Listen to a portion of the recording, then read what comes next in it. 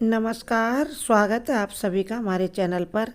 इस समय बहुत ही उत्तम माघ मास चल रहा है जो भगवान विष्णु को बहुत अधिक प्रिय है और बहुत ही सुंदर ग्रह नक्षत्रों का संयोग है जिससे महाकुंभ का बना हुआ है जो 144 वर्षों बाद प्रयागराज में लग रहा है। तो आप समझ सकते हैं कि माघ मास का कितना अधिक महत्व है।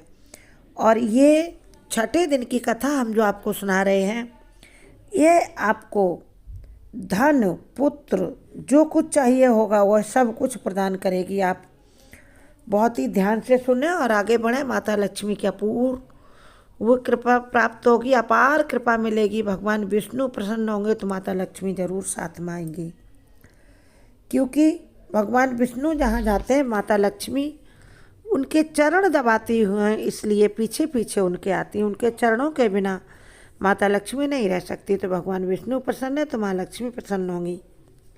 माता लक्ष्मी की प्रसन्नता के लिए सभी भक्त माता लक्ष्मी के चरणों में सब्सक्राइब लाइक समर्पित करके जय माँ लक्ष्मी कमेंट बॉक्स में लिखें। चलिए सुनते हैं। पूर्व समय में, पुराने प्राचीन समय की बात है कि सतयुग के उत्तम निषेध नामक नगर में हेमकुंडल नाम का एक कुबेर के सदृश धनी बनिया रहता था। बहुत अधिक धनी था बनिया, और जो कुलीन अच्छे काम करने वाला तथा देवता अग्नि ब्राह्मण सभी की पूजा करने वाला भगवान का परम भक्त था। वह खेती का काम भी करता था, वह गौ घोड़े भैंस आदि का पालन भी करता था, दूध दही छाछ उससे उत्पन्न सभी वस्तुओं का वह धंधा भी करता था, बेचा करता था सभी वस्तुओं को, जिससे उसने बहुत सा धन इकट्ठा कर लिया था। जब वह बूढ़ा हो गया तो उसने एक दिन विचार किया कि अब मेरी अवस्था बहुत ही जर्जर हो गई, यानी मैं काफ़ी बुजुर्ग हो गया हूँ। अब तो मेरे इस धराधाम पर रहने का ज़्यादा समय नहीं बच गया है। तो उसने विचार किया कि मृत्यु तो अब निकट ही है, कभी भी मृत्यु आ सकती है। काल तो किसी को भी छोड़ता ही नहीं, तो काल कभी भी आ सकता है। ऐसा समझकर उसने धर्म के कार्य करने प्रारंभ कर दिए। भगवान विष्णु का मंदिर बनवाया, कुएं तालाब बावड़ी बगीचे लगवाए। बगीचों में खासकर उसने आम और पीपल के वृक्ष लगवाए तथा आंवला फलदार अन्य वृक्ष लगवाए, जैसे आंवला है, बरगद के वृक्ष भी लगवाए, बहुत छाया देते हैं। और इसके अलावा उसने अन्य फल के वृक्ष भी लगाए तथा सुंदर बाग बगीचे उनकी अच्छे से देखभाल की। राहगीरों के लिए रहने के लिए स्थान बनवाए और सूर्य निकलने से लेकर के सूर्य छिपने तक वह निरंतर दान करता। जो कोई उसके दरवाजे पर याचक आ जाता वह उसको संतुष्ट करके भेजता था। खूब उसने दान भी किया। उसने मन में सोच लिया कि अब ये धन साथ तो ले जा नहीं सकता, यदि मैं इस धन का सदुपयोग करूं, दान करूं, जो ज़रूरतमंद है उनको ये चीज़ें पहुंचाऊं जो मेरे पास हैं, तो प्रभु की कृपा मुझ पर होगी। ऐसा सोचकर वह दान पुण्य खूब करने लगा और उसने खूब प्याऊ जगह जगह लगवाए, जिससे लोग गर्मियों में प्यास से व्याकुल न हों। और जन्म भर में भी जितने उसने पाप किए थे उनका प्रायश्चित करने लगा। भगवान को याद कर करके क्षमा मांगने लगा, बहुत प्रार्थना करने लगा, हे प्रभु, जब मैंने वह पाप किए तब मैं बड़ा अज्ञानी था, अब मुझे थोड़ी सी आपकी भक्ति मिल गई है, अब आप मुझे इनसे मुक्त कर दीजिए। इस प्रकार वह दान पुण्य में लगा रहता। उस बनिया के दो पुत्र भी थे जिनका नाम था कुंडल और विकुंडल। और बनिया के बणिक के दोनों पुत्र युवावस्था को प्राप्त हो चुके थे, यानी बड़े हो चुके थे, जवान हो गए थे। हेमकुंडल वैसे गृहस्थी का सब कार्य सौंप कर तपस्या के निमित्त वन में चला गया और वहाँ विष्णु की आराधना में शरीर को सुखाकर अंत में विष्णु लोक को प्राप्त हुआ।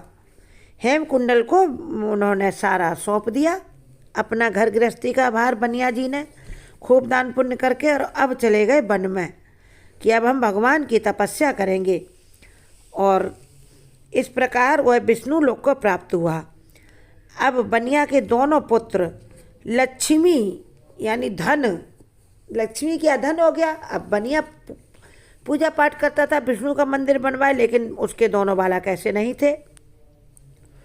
उन्हें थोड़ा हो गया अभिमान धन का, क्योंकि कितना भी दान किया बनिया ने, खूब दान किया, खूब कुआं बावली लगवाई, फिर भी बहुत धन बचा था।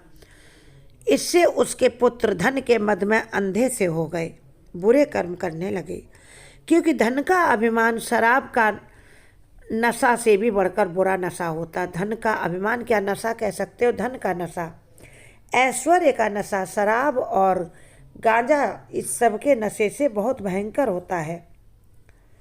उनको हो गया अभिमान, वह बुरे कर्म करने लगे, वेश्यावृत्ति करने लगे और वेश्याओं के साथ साथ नाचने गाने लगे। फिर उनके साथ ढोलक मजीरे बजाने सीख लिए। अच्छे सुंदर वस्त्र पहनकर वह सुगंधित द्रव्य लगाकर, यानी इस इत्र वगैरह लगाकर, सुगंधित तेल लगाकर, भाड़ और खुशामदियों से घिरे हुए हाथी की सवारी और सुंदर घरों में रहते थे। इस प्रकार ऊपर बोए बीज के सदृश वह अपने धन को बुरे कामों में नष्ट करते थे।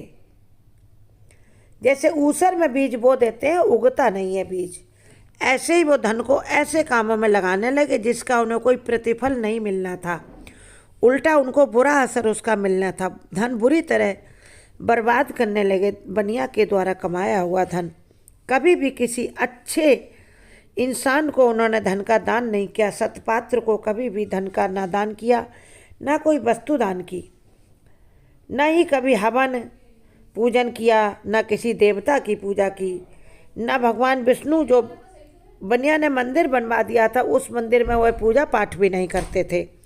थोड़े ही दिनों में उनका सब धन नष्ट हो गया और वह दरिद्रता को प्राप्त होकर अत्यंत दुखी हो गए। अब जब निरंतर धन खर्च करते रहेंगे, कमाएंगे नहीं, कोई कमाने का रास्ता नहीं ढूंढा और धन बुरे कामों में खर्च करने लगे अभिमानी होकर के, तो भरे हुए कुएं में जैसे नीचे से पानी, अगर कुएं में स्रोत से पानी ना आए, जमीन के स्रोत से, तो भरा कुआं जैसे खाली हो सकता है। जैसे मान लो आप पानी की टंकियां आजकल घरों के छत पर रखी जाती हैं ना, मान लो 1,500 की 2 टंकियां भर दी हमने, दोबारा उसमें समर चलाकर पानी नहीं भरा तो टंकियां तो खाली हो ही जाएंगी, आज नहीं तो कल हो जाएंगी। ऐसे ही बनिया के इन दोनों पुत्रों ने पूरा धन खर्च कर लिया। अंत में वह दरिद्र हो गए और बड़े दुखी रहने लगे।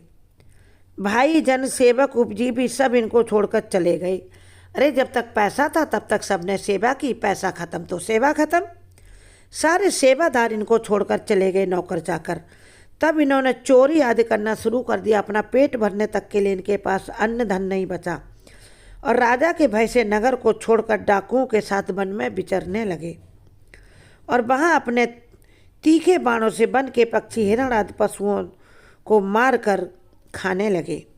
एक समय इनमें से एक ऐसे पर्वत पर गया जो काले सांप के डसने से प्रभाव हुआ मर गया तथा यमराज के दूत बांध कर ले गए और एक को सिंह मारकर खा गया। दोनों को यमदूत ले गए और कहने लगे कि महाराज इन दोनों पापियों के लिए क्या आज्ञा है बताइए। इसके आगे की कथा हम आपको कल 7वें अध्याय में सुनाएंगे, उसको आप सुनिएगा। और ये जो मास है ना, माघ मास, इसमें आप जितना अधिक से अधिक 12 अक्षर मंत्र का जाप करें, ओम नमो भगवते वासुदेवाय नमः, इसका जाप करिए। माता लक्ष्मी के मंत्रों का जाप करिए, ओम श्रीम श्रीये नमः, ओम श्री माँ लक्ष्मी नमः। ज़्यादा से ज़्यादा जितना आप इन मंत्रों का जाप करेंगे उतनी ही प्रभु की कृपा मिलेगी। आप हमारे चैनल के अन्य वीडियो देखें और माता लक्ष्मी की कृपा प्राप्त करने के लिए जय माँ लक्ष्मी।